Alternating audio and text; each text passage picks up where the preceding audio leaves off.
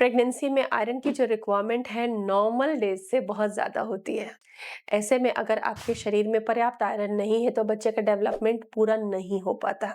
Premature delivery, still birth का risk बढ़ जाता है, जैसे कि अक्सर हम रूरल एरियाज में देखते हैं। अवेयरनेस कम होती है, ना वो सप्लीमेंट लेते हैं और खाने में भी कुछ बढ़ोतरी नहीं होती है, तो प्रीमेच्योर बर्थ होती है। बच्चा पाल रहे हो पेट में, लेकिन ऐसे तरीके से डिलीवरी होती है कि बच्चा आपको मिलता नहीं। साथ ही माँ को इतना बड़ा नुकसान है कि जब डिलीवरी हो जाती है, अगर सेफ हो भी जाती है, तो पोस्टमार्टम रिकवरी बहुत स्लो होती है और स्ट्रेस डिप्रेशन बहुत ज्यादा उनको अटैक करता है। तो हमारे शरीर में आयरन बढ़ा लेना इन सारी प्रॉब्लम्स का एक सिंपल सोल्यूशन है।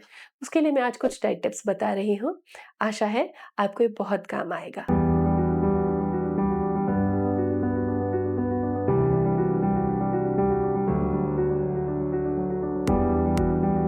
Welcome to YouTube mom.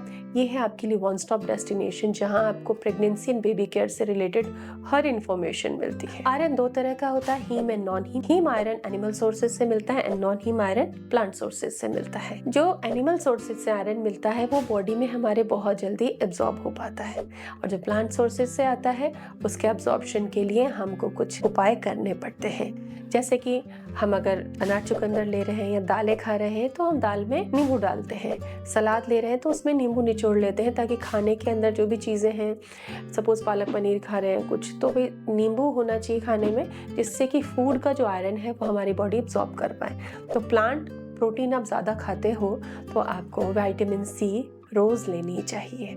चाहे 2 संतरे खाएं, चाहे आधा नींबू आप पूरे दिन में अलग अलग फॉर्म में थोड़ा थोड़ा करके यूज़ कीजिए, पर विटामिन सी लेना होगा, नहीं तो आयरन खाओगे लेकिन एब्जॉर्प्शन कम रहेगा।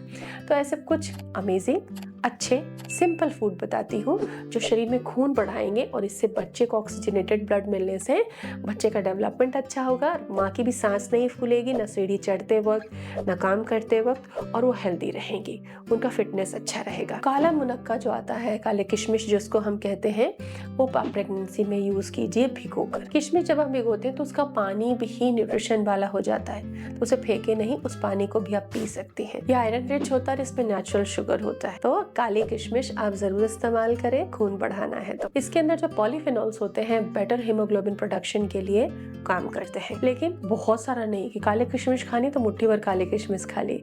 हर दिन 7-8 रात को भिगोना है, सुबह को खाना है। चुकंदर का जूस ले सकती हैं, जैसे आधा चुकंदर लिया, थोड़े से आधा चौथाई कप पानी के साथ ब्लेंड किया, थोड़ा आंवले का सीजन है तो आंवला भी उसमें डाल दीजिए। इसमें आप अनार गाजर भी अपनी चॉइस से ऐड कर सकती हैं, और ब्लेंडर में पीसा है तो छान लीजिए, जूस मिल गया, और नाश्ते के थोड़ी देर बाद इसको आप पी लीजिए। चुकंदर में आयरन है तो आंवले में विटामिन सी है, ये बेस्ट कॉम्बिनेशन है आयरन एब्जॉर्प्शन और इंटेक का। तो ये हर दिन ब्रेकफास्ट के साथ या ब्रेकफास्ट के बाद आपको लेना चाहिए। मॉर्निंग में लेना भी एक जरूरी स्टेप है, इसलिए इसको याद रखें। एक मुट्ठी भुने चने एक छोटे से गुड़ के टुकड़े के साथ आप हर दिन स्नैक के टाइम या जब भी भूख लगती है आप उसे खा सकते हो। ये जो सारी रेमेडीज मैं बता रही हूँ आप फर्स्ट ट्रिमेस्टर से फॉलो कर सकती हैं, और नहीं फर्स्ट ट्रिमेस्टर में फॉलो कर पा रही हैं डाइजेस्टिव इश्यूज नोजिया की वजह से, तो जैसे ही चौथा महीना शुरू होता है आप इन्हें चालू कर दीजिए। चने गुड़ की आप चिक्की बना सकती हैं, जैसे गुड़ को 1 चम्मच घी डाल के और 2 चम्मच पानी डाल के कढ़ाई में उसका पिघला लिया, और उसमें भुने चने छिलका हटाकर अच्छे साफ करके डाल दिए और उसको थाली में जमा दिया। अब ये चिक्की आप कहीं पर्स में टिफिन में रख के कैरी करके ले जा सकती हैं, इसको खाना आसान होता है। प्रोटीन आयरन का ये कॉम्बो आपको ताकत भी देता है, पेट भी भरता है, खून की कमी को भी पूरा करता है। पालक को आपको साग के तौर पे दाल में चपाती में स्टफिंग करके बैटर बना के पालक को पीस कर और डो लगाकर, पालक को आपको अलग अलग तरीके से यूज करना चाहिए, लेकिन कोशिश करें कि जब भी आप पालक की प्रिपरेशन कर रही हैं तो उसमें नींबू का जरूर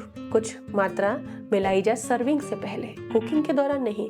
जब उस चीज को आप सर्व करें जो पालक से बनी है, उसको सर्व करते समय खाने से जस्ट पहले थोड़ा नींबू उसमें ऐड करें, तो फॉलेट और आयरन का एब्जॉर्प्शन बढ़ेगा और वो पालक गैस भी नहीं बनाएगा। आईसीएमआर कहता है कि जब आप आयरन वाली फूड में खाने से पहले यानी पोस्ट कुकिंग लेमन मिला देते हो तो उसका आयरन एब्जॉर्प्शन 50% बढ़ जाता है। सोचिए कि आप खाना तो खा रहे हो आयरन वाला, पर बॉडी को तो नहीं मिल रहा है। नींबू डालते ही उसकी अवेलेबिलिटी 50% बढ़ जाती है, यानी कि वो अच्छा एब्जॉर्ब होता है बॉडी में। आप 2 से 3 खजूर आराम से पूरी प्रेगनेंसी खा सकती हैं। 9वें महीने आप उसे बढ़ा सकते हैं। इस पे हमारे अलग वीडियोस भी हैं।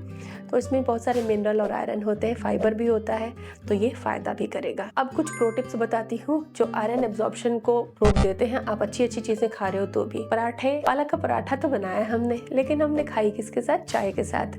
यहाँ आपने भारी गड़बड़ कर दी। ये चाय और कॉफी जो कैफीन है, टेनिन है, ये आयरन एब्जॉर्प्शन नहीं होने देता बॉडी में। तो प्रेगनेंसी में चाय छोड़ दीजिए।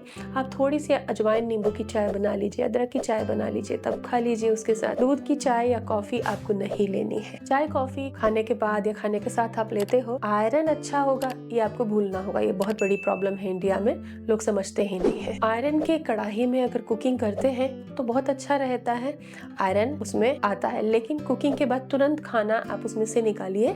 आयरन ओवरलोड से हमें बचना होगा। तो ये कुछ तरीके हैं जिससे कि आप बॉडी में आयरन बढ़ा सकती हैं और अपनी प्रेगनेंसी को सुपर पावर और एनर्जेटिक बना सकती हैं। Hope it helps you. If you like this video, do subscribe us. Thank you.